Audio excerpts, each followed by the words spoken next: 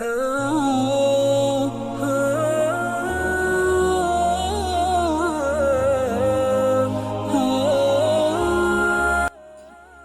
باللہ من الشیطان الرجیم، بسم اللہ الرحمن الرحیم۔ السلام علیکم ورحمۃ اللہ وبرکاتہ۔ امید آپ سب خیریت سے ہوں گے۔ آج کا جو ٹاپک ہے اس کا نام ہے باب ہمسایہ اور مہمان کی خاطرداری کی ترغیب اور چپ رہنے کی فضیلت اور ان باتوں کا ایمان میں داخل ہونا۔ کافی امپورٹنٹ ٹاپک ہے، سٹارٹ کرتے ہیں۔ ویسے تو ساری امپورٹنٹ ہیں، لیکن کچھ ہوتے ہیں جو بہت ہی زیادہ ہوتے ہیں، مطلب جیسے درجے ہوتے ہیں نا، جنت کے درجے، جہنم کے درجے، گناہوں کے درجے، نیکیوں کے درجے، ویسے ہی۔ اچھا جی، بسم اللہ الرحمن الرحیم۔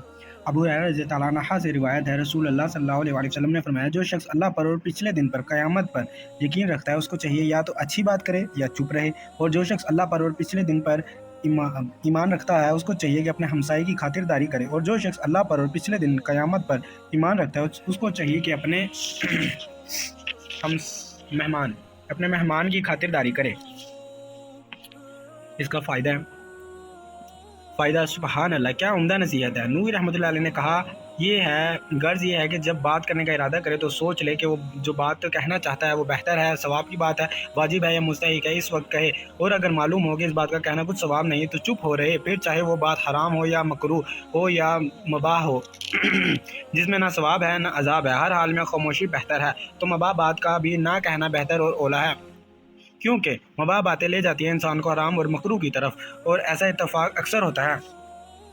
اللہ جل جلالہ نے فرمایا، ترجمہ یعنی جو بات انسان منہ سے نکالتا ہے، اس کے پاس ایک شخص ہے جو راہ دیکھتا ہے، تیار ہے اس کے لکھنے کو۔ اور اختلاف کیا ہے سلف اور خلف نے اس مسئلے میں کہ انسان کی سب قسم کی باتیں اگرچہ مباح ہوں لکھی جاتی ہیں، یا صرف وہی باتیں جن میں ثواب یا عذاب ہو۔ ابن عباس رضی اللہ عنہ کا یہ قول ہے کہ صرف وہی باتیں لکھی جاتی ہیں جن کا بدلہ ملے گا یا ثواب یا عذاب۔ اس صورت میں آیت کو خاص کرنا پڑے گا، اور شرع نے ترغیب دی ہے اس طرح کی مباح باتیں بہت کرنا اچھا نہیں، کیونکہ انسان اکثر بہت باتیں کرنے سے گو مباح ہوں، حرام یا مکروہ باتوں میں مبتلا ہو جاتا ہے۔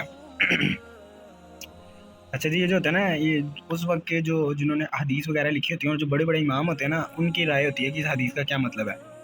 تو یہ فائدے میں نا وہ سارا کچھ ہوتا ہے۔ اگلا جو مطلب یہ فائدہ چل رہا ہے، اس میں آگے امام شافعی رحمۃ اللہ علیہ بولتے ہیں۔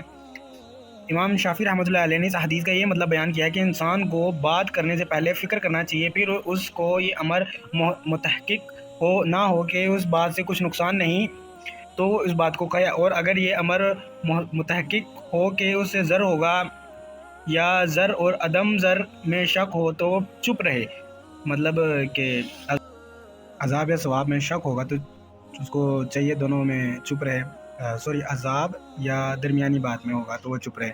امام ابن ابی زید مالکی رحمۃ اللہ علیہ نے کہا، تمام آداب اور اخلاق حسنین 4 حدیثوں سے نکلتے ہیں۔ ایک تو یہی حدیث، دوسری وہ حدیث کہ آدمی کا اچھا اسلام یہ ہے کہ اس بات کو چھوڑ دے جو کام نہ آئے، یعنی بیکار اور لغو سے پرہیز کرے۔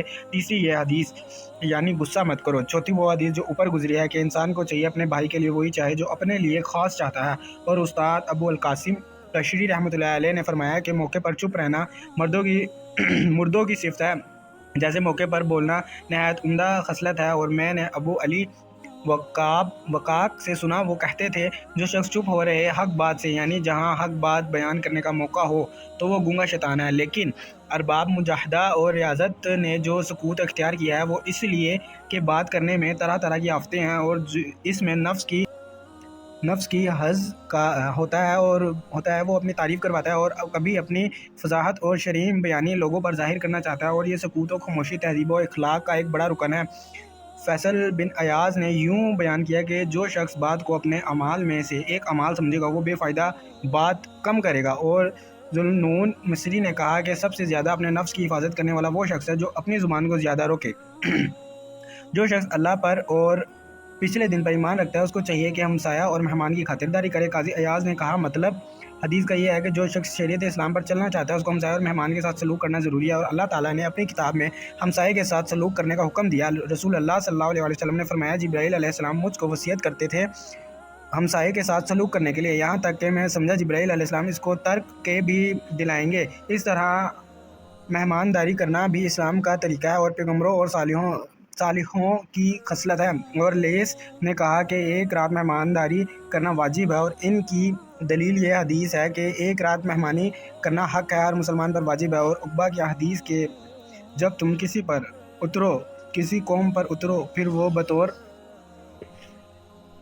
مہمانی تم کو کچھ دیں تو اس کو قبول کرو، اور جو نہ دیں تو ان سے اپنی مہمانی کا حق لو۔ اور اکثر فقہا اس بات پر ہیں کہ مہمانی کرنا اخلاق میں داخل ہے پر واجب نہیں، اور دلیل ان کی وہ حدیث ہے کہ ضیافت کا جائزہ ایک رات ہے، اور جائزہ کہتے ہیں عطا اور صلاح اور احسان کو، اور یہ اختیاری ہوتے ہیں نہ وجوبی۔ اور بھی حضرت نے فرمایا چاہیے کہ احسان کرے اور سلوک کرے۔